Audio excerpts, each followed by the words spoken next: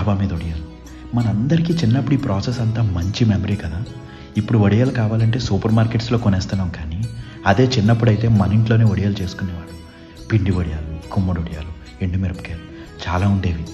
Interesting part ఏంటంటే వీటి preparation అయిపోయాక డాబా మీదకి వెళ్ళి డాబా మొత్తం క్లీన్ చేయడం, ఆ తర్వాత ఒక మంచి పాత క్లాత్ ఆ అమ్మది పాత చీర తీసుకుని అక్కడ పరిచేవాడు.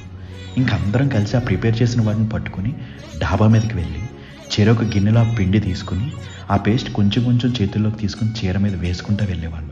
ఈ ప్రాసెస్ నడుస్తున్నంతసేపు అందరం సరదాగా కబుర్లు చెప్పుకుంటూ భలేగా ఉండేది. ఈ ప్రాసెస్ మొత్తం అయిపోయాక మనకు అసలు మ్యూజిక్ స్టార్ట్ అయ్యేది. పెద్దోళ్ళంతా కిందకి వెళ్ళిపోయేవారు. పక్షులు ఏవి ఆ ఒడియాలు తినేయకుండా మనం వాటికి కాపలా. ఎవ్రీ 15 మినిట్స్కి ఒకసారి డాబా మీదకి వెళ్ళి బాగానే ఉన్నాయా, పక్షులు ఏవి తినలేదు కాదని చూసుకొని రావడం. ఇలా రోజంతా పైకి కిందకి తిరగడమే మన పని. ఇంకా వెళ్ళిపోయాక మళ్ళీ అందరం కూర్చుని ఆ క్లాత్ మీద